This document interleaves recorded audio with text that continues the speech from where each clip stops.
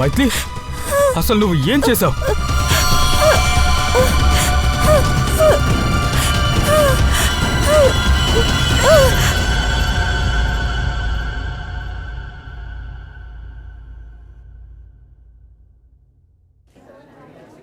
సరే, ఎక్కడున్నావు?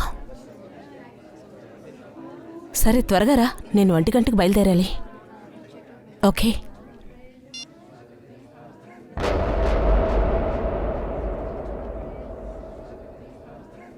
మైత్రి,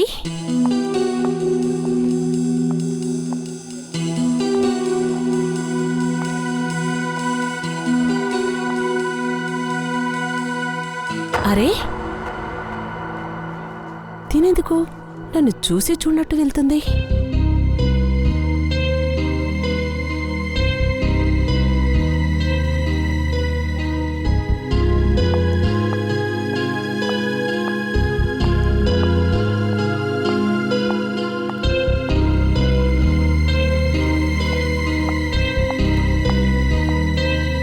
అరే మైత్రి, ఆగి వస్తున్నాను. చూసి 2 సంవత్సరాలైందని ఒప్పుకుంటాను, అందుకని నన్ను గుర్తుపట్టవా నువ్వు? పూర్వీ, ఐఎమ్ సారీ పూర్వీ, నేను నిన్ను గుర్తుపెట్టలేకపోయాను. ఏమైంది నీకు? నువ్వెందుకు ఇలా బిహేవ్ చేస్తున్నావు? పూర్వీ, నా ప్రాణానికి ప్రమాదంగా ఉంది. నన్ను ఖచ్చితంగా చంపేస్తాడు. ఏంటి? ఎవరు?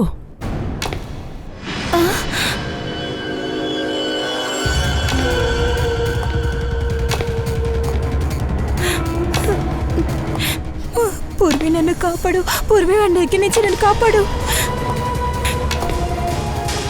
వాడు నన్ను చంపేస్తాడు. నన్ను కాపాడు కదా. ఏ కాదు, ఏ కాదు. మైత్రి, చాలా భయంగా ఉంది.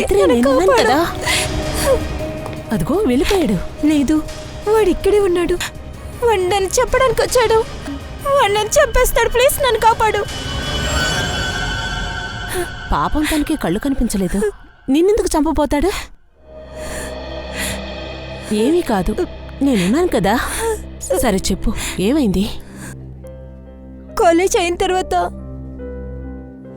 జై నా జీవితంలోకి వచ్చాడు. అది మేము పెళ్లి చేసుకుందని డిసైడ్ అయ్యాము. ఒకరోజు మేము కారులో అలీబాగ్కి వెళ్ళినప్పుడు మా బండి యాక్సిడెంట్ అయ్యింది.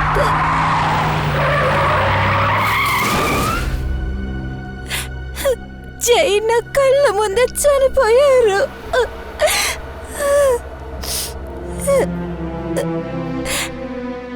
అది యాక్సిడెంట్ తర్వాత కోమాలోకి వెళ్ళిపోయాను.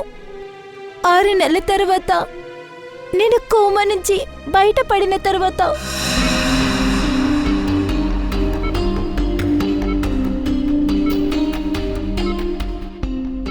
ఇప్పుడు మెల్లగా కళ్ళు తెరవండి.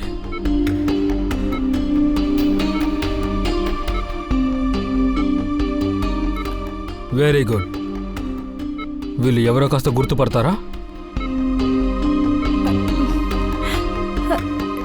డాక్టర్ డాక్టర్ నాకు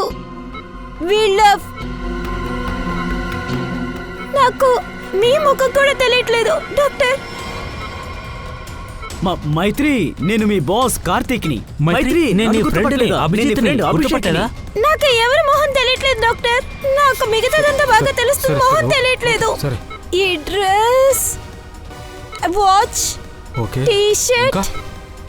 కానీ నాకు మొహం ఎందుకు తెలియట్లేదు డాక్టర్? అలాగైతే నీకు నా మొహం తెలియట్లేదా? అయితే నీకెవరి మొహం కనిపించలేదా? లేదు. యాక్సిడెంట్ తర్వాత నాకు ప్రోషో మ్యాగ్నేషియా అనే వ్యాధి ఉంది. ప్రోసోప్రాగ్నీషియా అంటే ఫేస్ బ్లైండ్నెస్. Face blindness. నా బుర్ర వల్ల ఎవరి ఫేస్ని నేను ఇమేజ్ చేయలేను.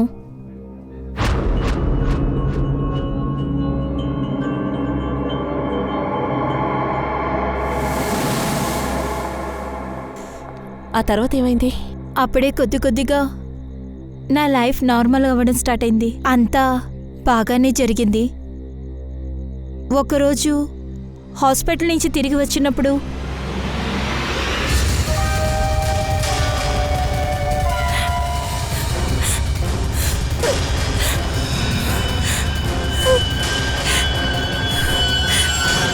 దాని తర్వాత ప్రతిరోజు తన కాల్ రావడం స్టార్ట్ అయింది. ప్రతిసారి నన్ను 2 కోట్ల డబ్బులు అడుగుతున్నాడు. దాంతో పాటు నన్ను చంపేస్తానని బెదిరిస్తున్నాడు.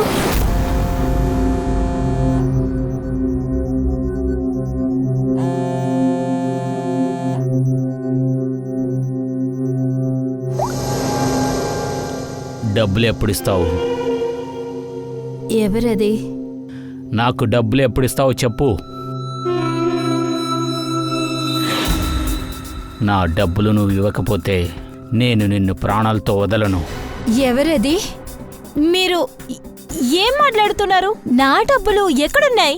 అదే నీ బాయ్ ఫ్రెండ్ జై అప్పు తీసుకున్నాడు కదా. జయ్యా, ఇలా చూడండి, నాకు దీని గురించి ఏమీ తెలీదు. అలాగా? చాలా బాగా నటిస్తున్నావు. అయినా ఒక విషయాన్ని గుర్తుపెట్టుకో, నాకు నా డబ్బు రావాలి. ఒకవేళ రాకపోతే ఏం చేస్తానో నాకు తెలియదు. ఎంత ఎంత డబ్బులు ఇవ్వాలి? మొత్తం 2 కోట్ల రూపాయలు.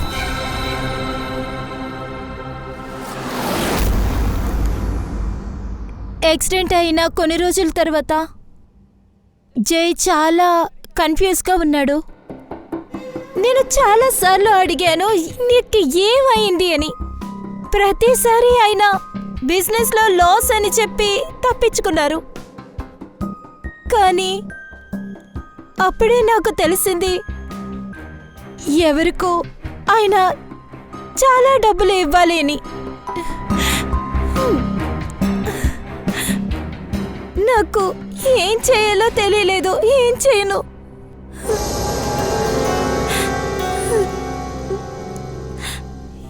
ACP sir, please help me. Please నన్ను వాడి దగ్గర నుంచి కాపాడండి ప్లీజ్. ప్లీజ్. మైత్రి, నేను ఏసీపీ కాదు, దయా.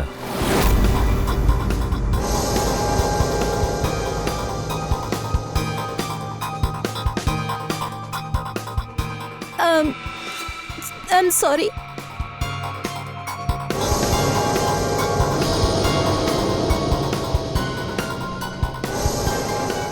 ఐఎమ్ సారీ ఏసీపీ సార్, నాకు ఏమీ కనిపించట్లేదు సార్. మైత్రి, ఏసీపీ సార్ అక్కడున్నారు. ఇదిగో అక్కడ. అవును మైత్రి, ఇలా చూడు, దయచేసి నువ్వు టెన్షన్ అవ్వద్దు, భయపడకుండా ఉండు. మేమున్నాం కదా. మాకు నీ సమస్య ఏంటో బాగా అర్థమవుతుంది. అర్థమైందా? ఫ్రెడీ, కుర్చీ తీసురా.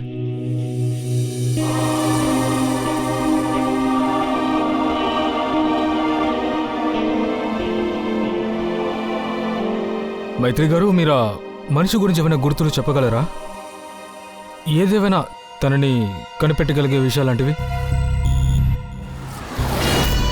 అతని డ్రెస్ ఎప్పుడు చూసినా స్టైల్గానే ఉంటుంది. తలపైన ఒక హ్యాట్ ఉంటుంది. తలపైన హ్యాట్ వేసుకుంటాడు. మీరు దేన్ని బట్టి అతన్ని గుర్తుపడతారు? బ్రేస్లెట్, తన కుడి చేతికి బ్రేస్లెట్ వేసుకుంటాడు. అది కాకుండా అతని షూస్ కూడా చాలా డిజైనర్గా ఉంటుంది. ముందు కొంచెం నేరాగా కూడా ఉంటుంది. వాకింగ్ స్టిక్ తోటే నడుస్తాడు. తన కాలుకి ప్రాబ్లం ఉంది. అది అది అది అతని వాయిస్ చాలా గంభీరంగా ఉంటుంది. దేన్ని బట్టి మీరు అతన్ని గుర్తుపడతారు?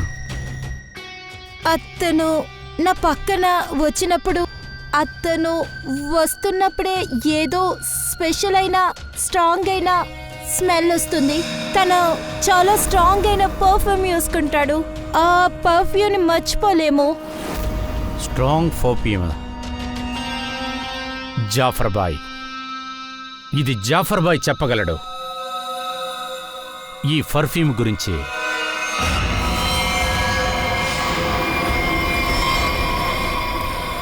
జాఫర్ బాయ్, మేము స్పెషల్గా ఉండే ఒక పర్ఫ్యూమ్ కోసం వచ్చాం. అది చాలా విచిత్రంగా ఉంటుంది. డైరెక్ట్గా బ్రెయిన్లోకి వెళ్ళి కూర్చుంటుంది. సార్, మొత్తం 3 రకాల స్మెల్స్ ఉన్నాయి. ఒకటేమో స్ట్రాంగ్, ఇంకొకటి మైల్డ్, ఇంకోటి చాలా లైట్. ఈ మూడిట్లో అనేక రకాలు ఉన్నాయి సార్. మీరేదైనా ఇన్ఫర్మేషన్ ఇచ్చారంటే దాన్ని బట్టి నేను మీకు హెల్ప్ చేయగలను. సార్, నాకు అంతలా ఏం తెలీదు. అది చాలా స్మెల్ ఎక్కువగా ఉంటుంది. చాలా స్ట్రాంగ్ పర్ఫ్యూమ్. మేడం, అది పర్ఫ్యూమా లేదంటే అత్తరా? నాకు అది తెలీదు.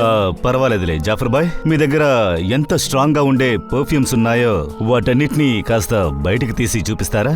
మీరు స్మెల్ చేసి చూడండి, దాన్ని బట్టి మీకు తెలుస్తుంది అలాగే కదా. సార్. తీయండి. రెహమాన్, 2-3 పర్ఫ్యూమ్లు ఇవ్వు, చూపిద్దాం.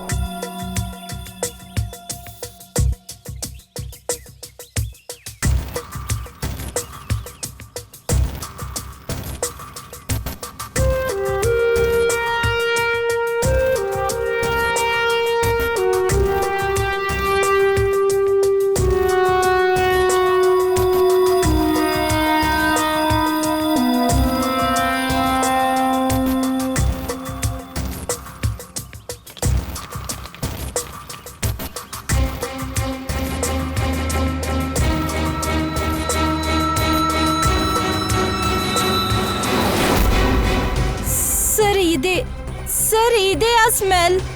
సరే, ఏంటిది? చందనంతో చేసిన స్పెషల్ అత్తర్ ఇది. శాంపుల్ దొరుకుతుందా? ఇదిగోండి sir. Thank you Jafar bhai. పర్వాలేదు సార్. Yes sir. ఎక్కడున్నారు? ఓకే సార్, అతని గురించి తెలిసింది. వెంటనే అభిజిత్తో అక్కడికి వస్తాను. Okay sir, bye.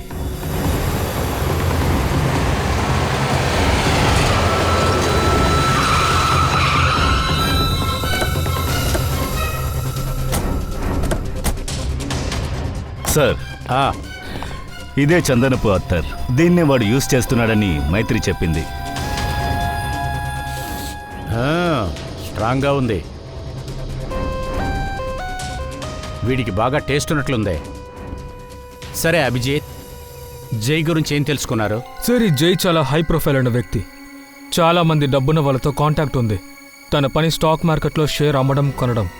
తన ఫ్రెండ్స్తో మాట్లాడినప్పుడు నాకేం తెలిసొచ్చిందంటే గుర్రపు రేసులో డబ్బులు పెట్టడం అలవాటంట. ఓ, స్కేల్లో చాలా నష్టం వచ్చింది. ఒకవేళ జై 2 కోట్ల రూపాయలని గుర్రపు రేసులో వదిలేశాడా? ఎవరికైనా ఆ డబ్బు తిరిగి ఇవ్వాల్సిందే కదా. ఒకవేళ జైని బెదిరించినాడు బుకీగా ఉండే అవకాశం ఉంది కదా. అంతేకాకుండా జై అతనికి 2 కోట్లు ఇవ్వాలో ఏమో, అందుకే కంగారుగా ఉన్నట్టున్నాడు. మైత్రి చెప్పినట్టు. నువ్వు ఒక పని చేయి పూర్వి, మైత్రి ఇక మీద నీతోనే ఉంటుంది. తనని జాగ్రత్తగా నువ్వే చూసుకో.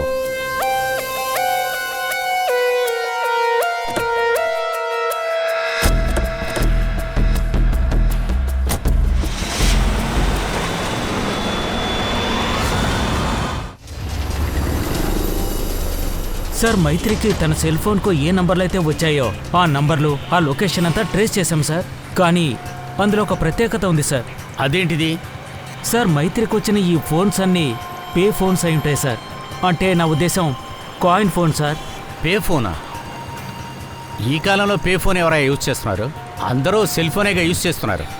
సార్ కాయిన్ ఫోన్ నుంచి చేస్తున్నాడంటే అతని గురించి బయటికి తెలియడం అతనికి ఇష్టం లేదనుకుంటా. ఇలాంటి ఫోన్లో నుంచి కాల్ చేసే వాళ్ళని కనిపెట్టడం నిజంగా చాలా కష్టం సార్. అందుకో దారుంది. మైత్రికి ఏ టెలిఫోన్ నుంచి అయితే కాల్ వచ్చిందో ఆ ఫోన్లో వాడిన కాయిన్స్ కనుక మనకి దొరికితే మనం తనని కనిపెట్టచ్చు కదా. కాయిన్స్తోనా? కానీ సార్ ఆ కాయిన్స్తో అతని దగ్గరికి ఎలా వెళ్ళగలుగుతాం? అది ఎలా అంటే ఫ్రెడీ, ఆ వ్యక్తి ఏ కాయిన్ ఉపయోగించి ఆ ఫోన్ని యూజ్ చేశాడో ఆ కాయిన్స్లో అతని ఫింగర్ ప్రింట్స్ మనకు దొరుకుతుంది. అర్థమైందా? మొత్తం ఎన్ని పే ఫోన్లు ఉన్నాయి? ఎక్కడెక్కడ ఫోన్ చేశారు? సార్ 3 పే ఫోన్ల నుంచి. ఈ 3 పే ఫోన్లకి వెళ్ళి అన్ని కాయిన్స్ కలెక్ట్ చేయండి త్వరగా. అభిజిత్, నువ్వు ఒక పని చెయ్యి. ఎంతమంది హార్స్ రేస్ బుకీస్ ఉన్నారో వాళ్ళందరినీ కలిసి విచారించు, సరేనా?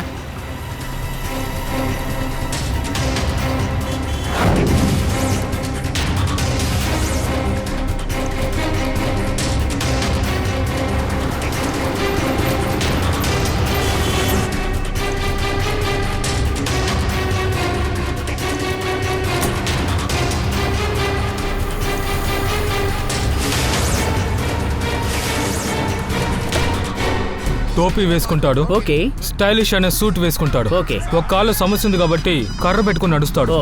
చేతిలో ఒక బ్రేస్లెట్ ఉంటుంది.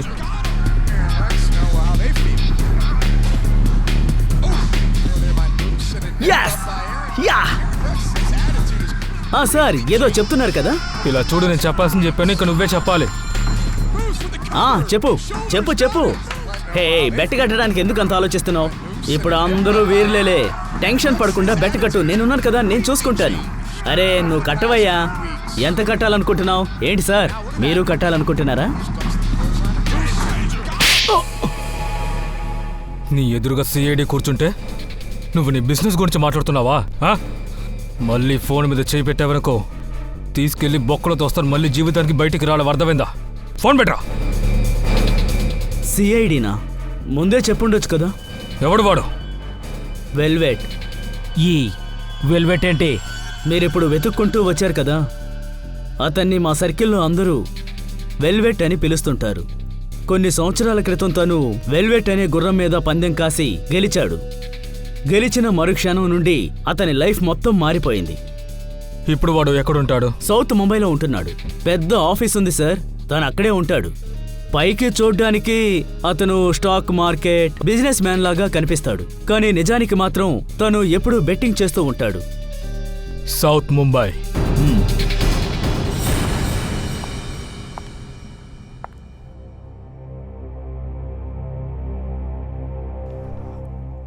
అపాయింట్మెంట్కి టైం అవుతుంది, నేను హాస్పిటల్కి వెళ్ళాలి. ఈ పూర్వికి ఫోన్ వెళ్ళట్లేదు, ఏం చేద్దాం? క్యాబ్ బుక్ చేసుకుని క్యాబ్లో వెళ్దాం.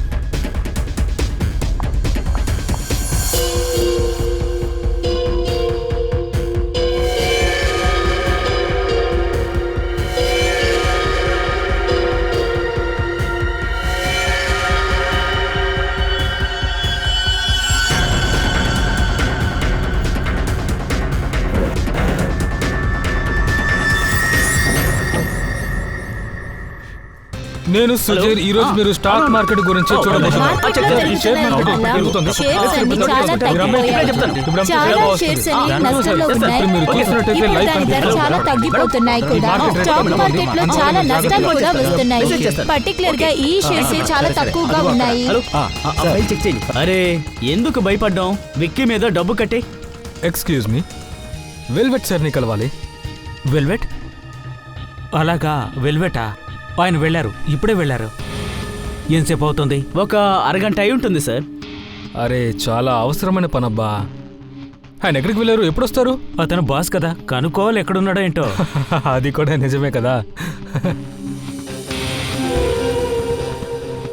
ఆయన గురించి చాలా విన్నాను, వస్తనే కదా వెల్వెట్ సార్ అంటే. అవును, అతనే మా బాస్ సార్. రండి సార్ చూపిస్తాను. చూపించండి చూపించండి. అదిగో అతనే సార్. ఓహ్ అలాగా, ఇతనా? అవును. మీ బాస్ చూడ్డానికి చాలా స్టైలిష్ గా అందంగా ఉన్నాడు. ఎంత స్టైల్ గా ఉన్నాడు, ఇలా.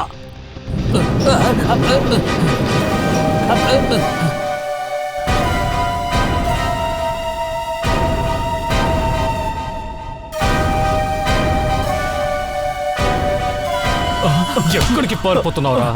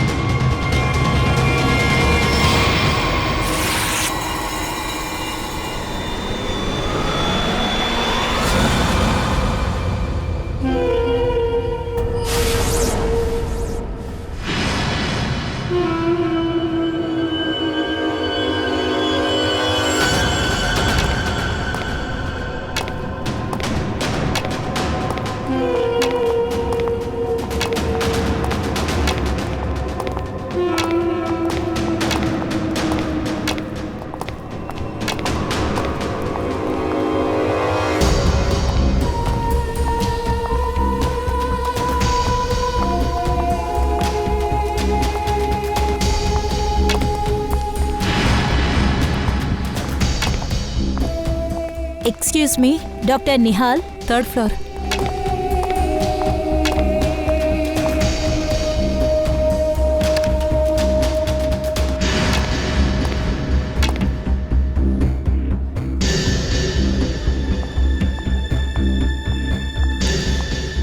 పూర్వి, ఎక్కడికి వెళ్ళావు? ఏంటి నీ ఫోన్ పనిచేయట్లేదు? నేను ఎన్నిసార్లు ట్రై చేశానో తెలుసా? నేనెంత భయపడ్డానో. కలిసినందుకు సంతోషం.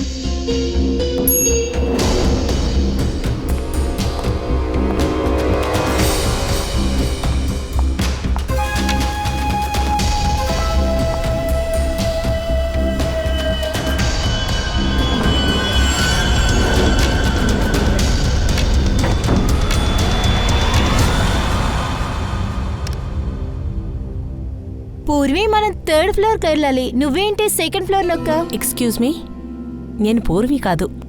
Are you okay?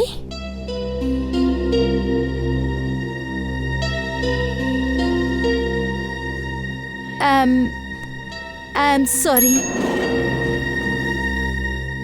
ఇలా చూడండి, నన్ను ఫాలో చేయకండి, సరేనా?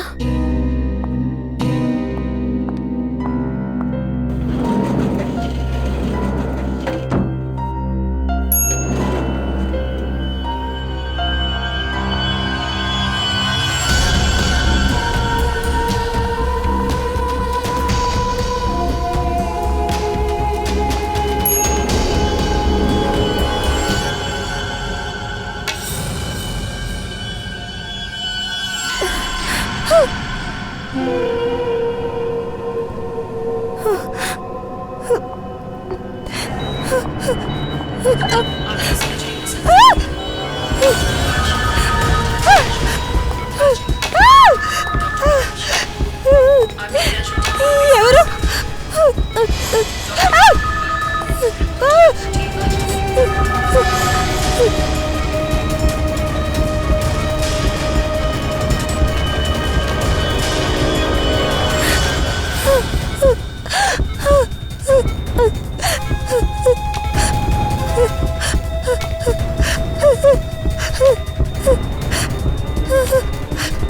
మైత్రి, నా డబ్బు తిరిగిచ్చే మైత్రి. మైత్రి,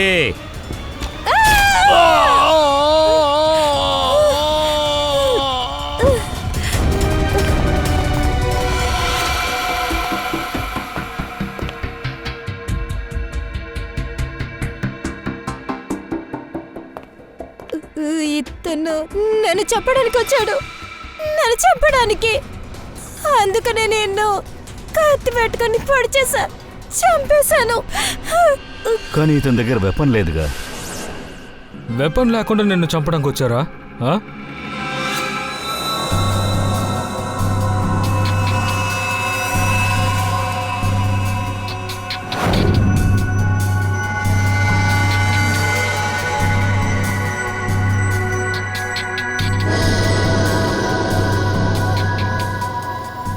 ఈ కేసు మనం అనుకున్నట్లు చాలా సింపుల్ కాదు సరంగి.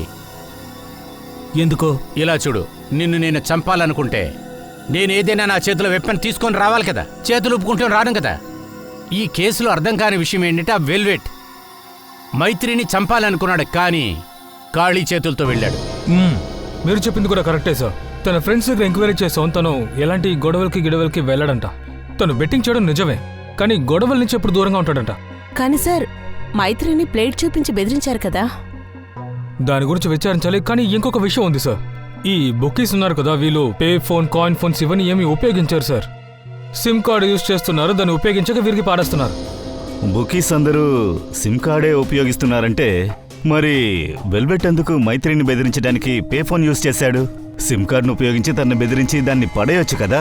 ఒకవేళ వెల్వెట్ మైత్రి దగ్గర నుంచి డబ్బులు తీసుకుంటానికి వెళ్ళి ఉండొచ్చు కదా, అయ్యుండొచ్చు. అక్కడ మైత్రి వీడి దగ్గర నుంచి తప్పించుకుంటానికి చంపి ఉండొచ్చు. సార్, ఈ కాయిన్స్ అన్నిట్లో ఉన్న కామన్ ఫింగర్ ప్రింట్స్ ఇదే సార్. కానీ ఇందులో ఉన్న finger print velvet finger print కి మ్యాచ్ అవ్వలేదు. వెల్వెట్ యొక్క ఫింగర్ ప్రింట్స్ మ్యాచ్ అవ్వట్లేదా? అలాగైతే మైత్రికి కాల్ చేసేది వేరే ఎవరో అయ్యుండొచ్చు అనుకుంటా. ఒకవేళ ఎవరో ఒకరు మైత్రిని వెల్వెట్ పేరుని చెప్పి భయపెట్టి ఉండొచ్చు కదా. సార్, వెల్వెట్ కాల్ డీటెయిల్స్ అని ఇందులో ఉన్నాయి సార్. అన్నట్టు సార్, వెల్వెట్ హాస్పిటల్లో ఉన్నప్పుడు దాదాపు 2-3 గంటల ముందు ఈ ల్యాండ్లైన్ నంబర్ నుంచి కాల్ వచ్చింది. ఈ నెంబర్ ఎవరిదై ఉంటుంది సార్? ఇది పే ఫోన్ సార్. పే ఫోన్ నెంబరా? అప్పుడైతే ఈ వెల్వెట్ మైత్రిని చంపటానికి వీడు వెళ్ళలేదు. వెల్వెట్కి ఎవరో ఫోన్ చేసి అక్కడికి రప్పించారు. అది కూడా పే ఫోన్ యూజ్ చేసిందెవరో.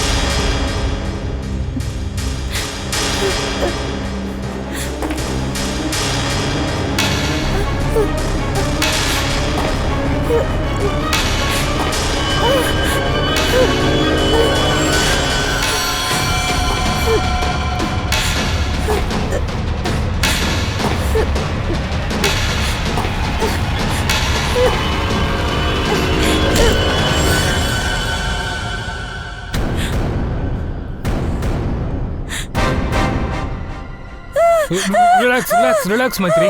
నేను ఇన్స్పెక్టర్ అభిజిత్ని. అభిజిత్,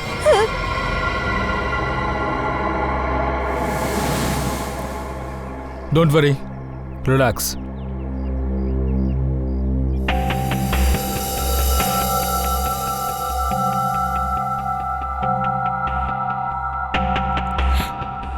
మీరందరూ ఎందుకు ఇలా చేశారు? నన్ను ఎందుకు భయపెడుతున్నారు? మైత్రి, ఒక విషయాన్ని తెలుసుకోవాలి, అందుకే. ఏం తెలుసుకోవాలనుకుంటున్నావు పూర్వి? నేను భయపడుతున్నానా లేదా అన్నా? అవును మైత్రి, మేము అదే తెలుసుకోవాలనుకున్నాం. నువ్వు మొహాన్ని చూడలేవు, నువ్వు గొంతు విని వేసుకున్న బట్టల్ని చూసే భయపడుతున్నావు. ఇటువంటి ప్రాబ్లాన్ని ఎవరో తప్పుగా వాడుకున్నారు. ఎవరో వెల్వెట్ని పగ తీర్చుకోవాలనుకుంటున్నారు. దానికి నీ భయాన్ని ఉపయోగించుకున్నారు. వెల్వెట్ లాగా వచ్చి నిన్ను భయపెట్టారు. నిజమైన వెల్వెట్ నీ దగ్గరకు వచ్చిన వెంటనే భయంతో అతన్ని పొడి చేశావు. అస్తమాన ఫోన్ రావడం, నీ మీద అటాక్ జరగడం, ఇవన్నీ ప్లానింగే. నీ వ్యాధి గురించి తెలిసిన వాళ్ళే ఖచ్చితంగా ఇలాంటి ప్లానింగ్ని చేసి ఉండాలి. నీ అంతట నువ్వే హత్య చేసేటట్టు చేశారు మైత్రి. నీ చేత హత్య చేయించారు. ఇలా చూడు, నీకిటువంటి ప్రాబ్లం ఉందని ఎంతమందికి తెలుసు? దీనికి గురించి ఫ్రెండ్ అభిషేక్కి తెలుసు, ఇంకా నా బాస్ కార్తిక్, దీని తర్వాత నన్ను ట్రీట్ చేసిన డాక్టర్ అదేంటంటే డాక్టర్ నిహాల్. అది హాస్పిటల్లో కొంతమంది స్టాఫ్కి తెలుసు, అంతే, ఇంకెవరికీ తెలీదు. అభిజిత్, మైత్రి ఫ్రెండ్ అభిషేక్, తర్వాత వాడి boss Karthik, doctor Ratan, doctor Nihar.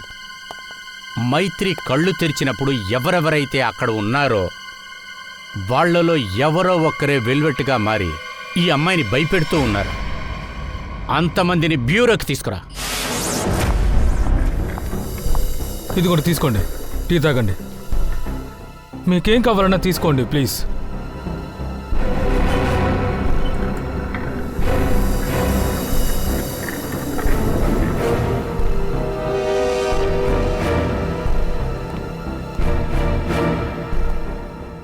తాగండి తాగండి, టీ తాగండి, రిలాక్స్గా తాగండి. సిఐడిలో అందరికీ మేమెప్పుడు టీ ఇవ్వం. మీ అందరినీ ఎందుకని ఇక్కడికి పిలిపించామని ఆలోచిస్తున్నారు కదూ? మీ అందరికీ కూడా మైత్రి మీకు పరిచయం ఉంది.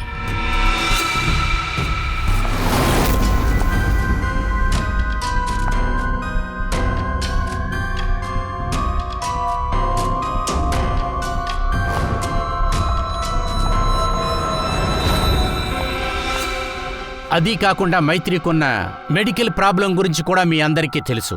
అవును సార్, తెలుసు. మైత్రినే ఆ విషయం మాతో చెప్పింది. అంటే మైత్రి ఏ హాస్పిటల్కి ట్రీట్మెంట్కి వెళుతున్నారో కూడా మీకు తెలుసు కదా? ఎప్పుడు వెళతారు, ఎప్పుడు వస్తారు, ఇవన్నీ మీకు తెలుసు కదా? అవును సార్, కానీ మీరందరూ ఏం అడగదలుచుకున్నారు? హత్య ఎలా జరిగింది? అదే, హత్య ఎలా జరిగింది? హత్య చేసింది మైత్రినే, కాని చంపేటట్టు ఇంకొకరు ఎవరో చేశారు. అది ఎవరో? ఫ్రెడీ.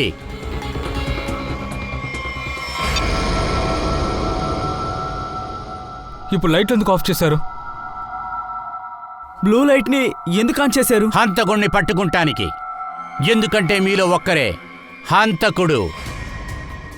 అందరూ మీ టీ కప్పుల్ని, సర్బత్ గ్లాసుల్ని టేబుల్ మీదకి పెట్టండి. ఏంటి తమాషా చేస్తున్నారా? బ్లూ లైట్ ఆన్ చేసి హంతకుడిని పట్టుకోబోతున్నారా? నాకు మీటింగ్కి బాగా లేట్ అయింది, నేను బయలుదేరుతున్నాను. మర్యాదగా కూర్చో. రెండోసారి మాటలతో చెప్పం. కూర్చో.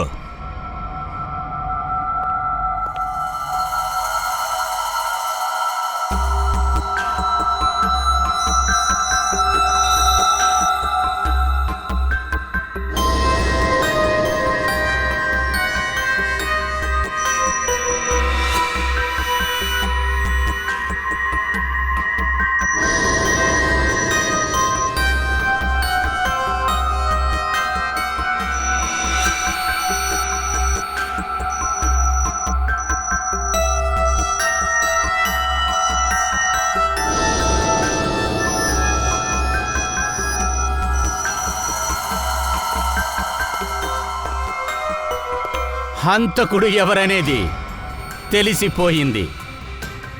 ఆ హంతకుడు మీ అందరిలో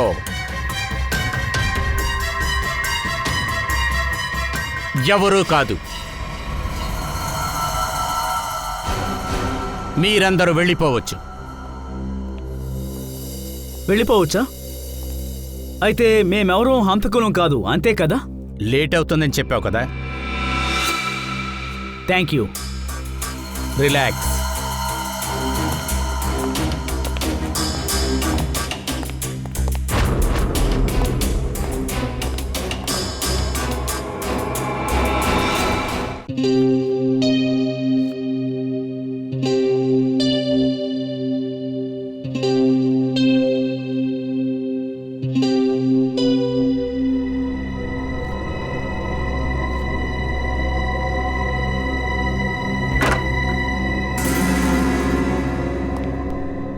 వచ్చావా? నువ్వు బాగానే వలవేశావు. నువ్వు నన్ను ఇరికించి తప్పించుకుందామని అనుకున్నావు, కానీ ఎవరికి నీ మీద డౌట్ రాలేదు. కరెక్టేనా? నీకు చాలా ధైర్యం ఉంది.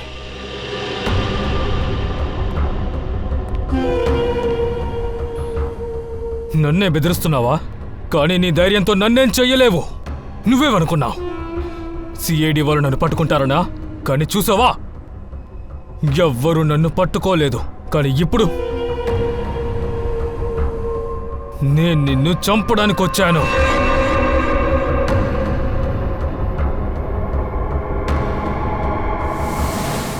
ఏంటి చూస్తున్నావు? నాకు తెలుసు నువ్వు ముఖాన్ని చూడలేవు అని. నేను చూడగలను.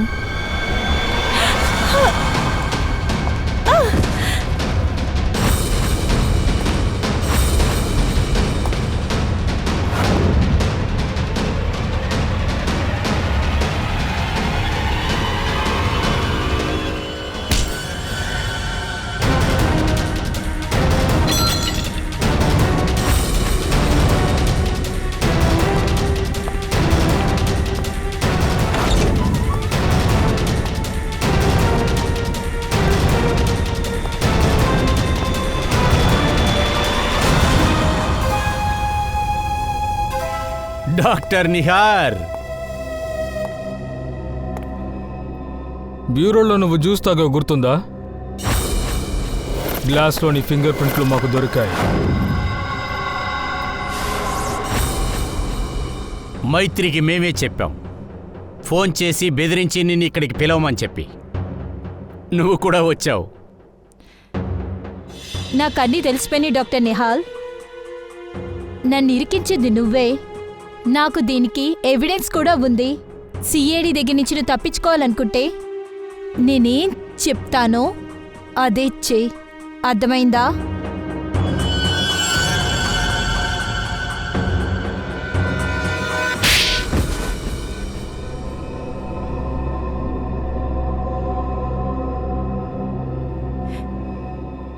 ఎందుకు ఇలా చేశారు డాక్టర్? వెల్వెట్ ని చంపడానికి నన్నెందుకు యూజ్ చేసుకున్నారో చెప్పండి, చెప్పండి. వెల్వెట్ దగ్గర నుంచి చాలా డబ్బులు అప్పుగా తీసుకున్నాను. నేను బెట్టింగ్లో బాగా ఇరుక్కున్నాను. చాలా డబ్బుల్ని కోల్పోయాను.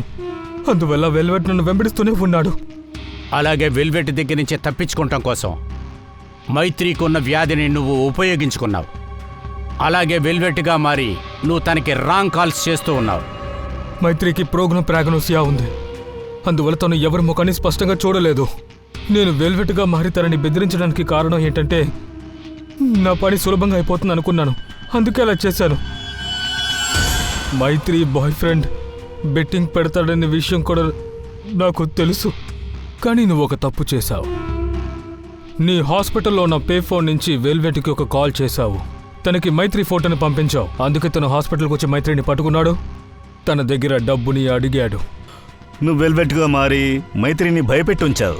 వెల్వెట్ తనని చంపేస్తాడని తను భయపడింది. తన ప్రాణం రక్షించుకోవడానికి మైత్రి వెల్వెట్ని చంపేసింది. వావ్! ఎందుకు ఇలా చేశారు డాక్టర్? నేను మీ పైన అంత నమ్మకం పెట్టుకున్నాను, కానీ మీరు నన్ను హంతకురాలి, అది కూడా మీ స్వార్థం కోసం. నువ్వు ఎంతో సిగ్గుపడాలి డాక్టర్ నిహార్. నువ్వు అవమానంగా ఫీల్ అవ్వాలి. నువ్వు మైత్రి యొక్క డాక్టర్వి. మైత్రి నీ మీద ఎంతో నమ్మకం పెట్టుకుంది, అలాగే భరోసా ఉంచుకుంది. ఎందుకంటే ఒక డాక్టర్ అనేవాడు ఒక దేవుడు లాంటాడు. కానీ నువ్వు దేవుడివి కాదు, రాక్షసుడిగా మారిపోయావు. సైతాన్గా జైల్లోకి వెళ్ళి ఊసలు లెక్క పెడుతూ ఉండు. చట్టం నీకు కఠినమైన శిక్షనే విధిస్తుంది.